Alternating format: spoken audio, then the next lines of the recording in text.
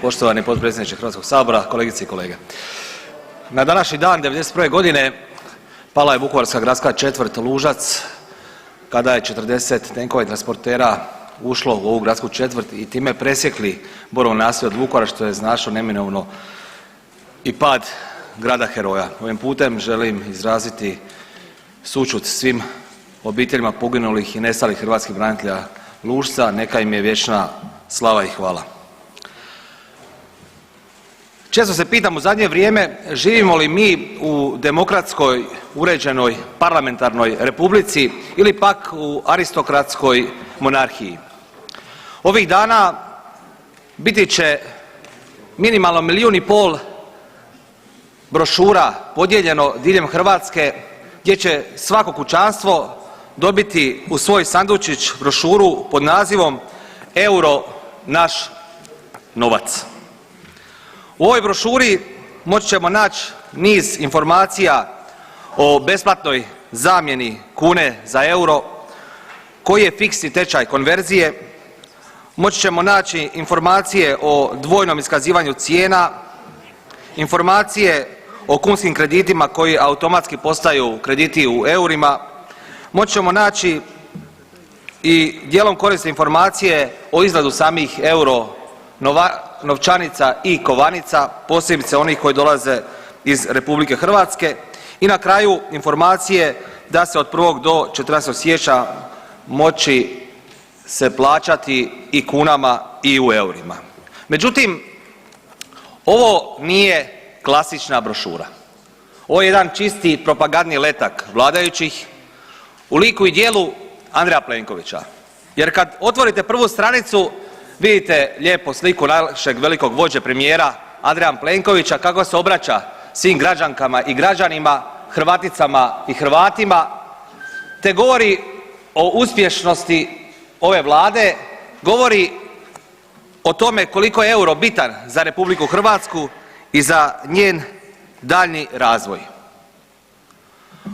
Jako je bitno napomenuti da se ovo sve plaća javnim novcem, novcem hrvatskih građana kako bi se vršila samopromocija velikog vođe Andreja Plenkovića i njegove uspješne vladavine. Pa se pitam što je sljedeće? Hoćete li bacati letke iz aviona kojim ćete hvaliti velikog vođu? Ili će djeca sa euro zastavicama dočekivati velikog vođu kao što se nekad radilo u bivšoj Jugoslaviji? Jesmo li mi i dalje u demokratskoj parlamentarnoj republici ili smo možda u Sjevernoj Koreji? Nepojmljivo je i neshvatljivo, a pitam da li je u skladu sa zakonom da se javnim novcem vrši samopromocija jedne političke opcije, u ovom slučaju premijera same države.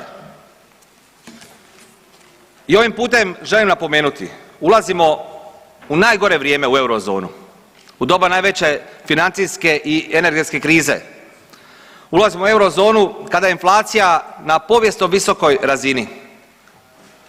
Dobivanjem eura taj inflatorni udar će biti još drastičniji za naše sugrađane, posebice za umirovljenike koji će imati doslovce 3 novčanice mirovine. Nije vrijeme za ulazak u eurozonu. O ovome je trebao odlučivati hrvatski narod jer je ovo prebitna stvar. Svjestan sam činjenice da smo prilikom ulaska u EU prihvatili i ulazak u eurozonu, ali nigdje nije navedeno kada.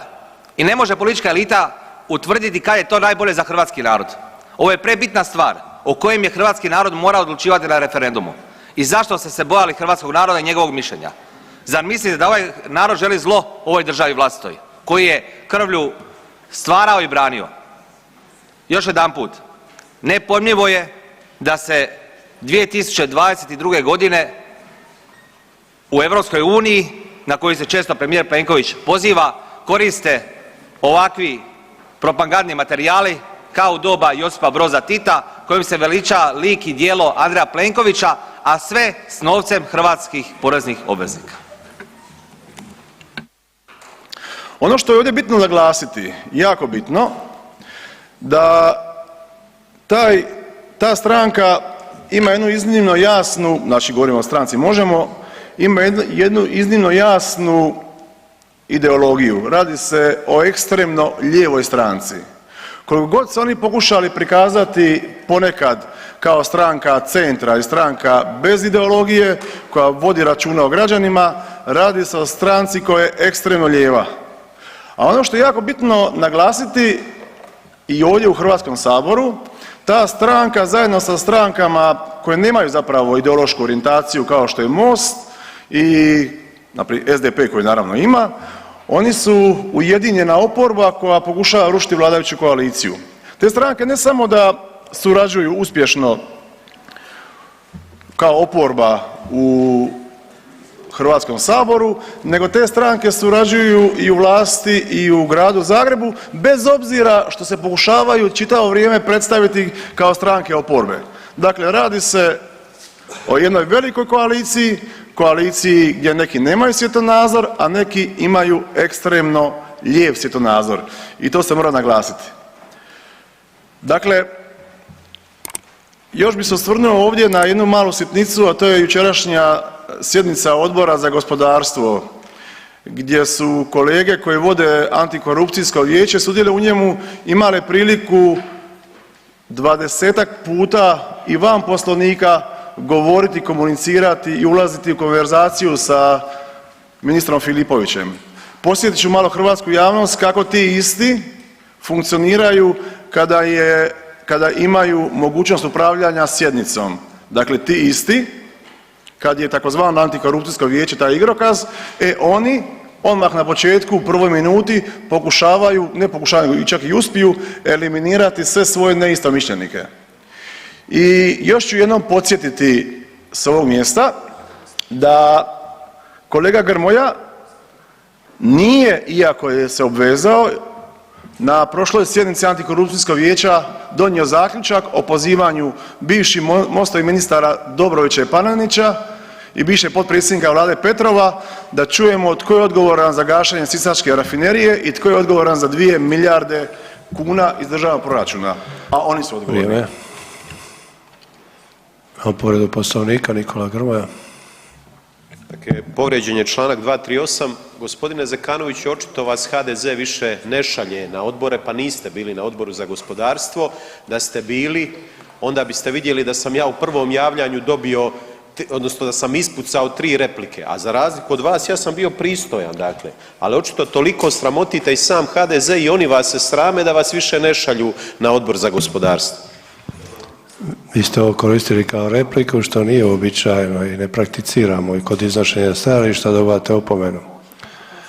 Povreda Poslovnika Hrvoje Zekanović. Poštovani kolega Grmoja, onaj ko sramoti Hrvatski sabor to su oni koji mikrofonima remete kolege dok govore, to je vaš kolega Raspudić i vi. Vi ste sramota za hrvatsku politiku, vi ste sramota za Hrvatski sabor, vi ste sramota za Metković. Hrvoje Zekanović. Iako je od Mira Bulja previše, dakle članak 238. Dakle, imamo jeftini populizam, imamo smiješni populizam. Miro Bulj je ovo ljeto dijelio alkaricu 200 kuna svakom građaninu, umirovljeniku u Sinju. Pa evo, gospodine Bulj, vi kao gradonačelnik imate novaca, dijelite ga slobodno. A ovdje je interesantno kako ste zaboravili hladnu Slavoniju, još hladniju Liku, Gorski kotar. Pa evo možda u proračunu grada Sinja, s obzirom da ste dobar menadžer, možda ima viška novaca pa podijelite to, a možda je gradska blagajna potpuno prazna. Ovo ste iskoristili kao repliku, dobivate opomenu. Povreda Poslovnika Miro Bulj. Hvala lijepo. Evo, povreda Poslovnika, članak 238. Kolega Zekanović omalovažava cijelu javnost zato što sam ja podijelio alkaricu, da sam prije neki dan kao prvi gradonačelnik koji je novo izabran otvorio dječji vrtić u crkvi Svetoga Nikole u Brnazama, jedno odlično novo izdanje. Dao sam subvencije, dao sam i uskrsnicu svim umirovljenicima i nezaposlenima, tako da božice nezaposlenim umirovljenicima i naravno da ću uvijek misliti, poglavito u dane Alke, Velike Gospe, naše ljude, a neću govoriti da studenti imaju besplatan prijevoz, imaju svi stipendije, mogao bi nabrajati. Završćeš kao Kerum. I vi dobivate opomenu. A vi trgujte dole sa vodovodima. Ugasite mikrofon. U Šibeniku. Budi gradonačelnik. Kerum.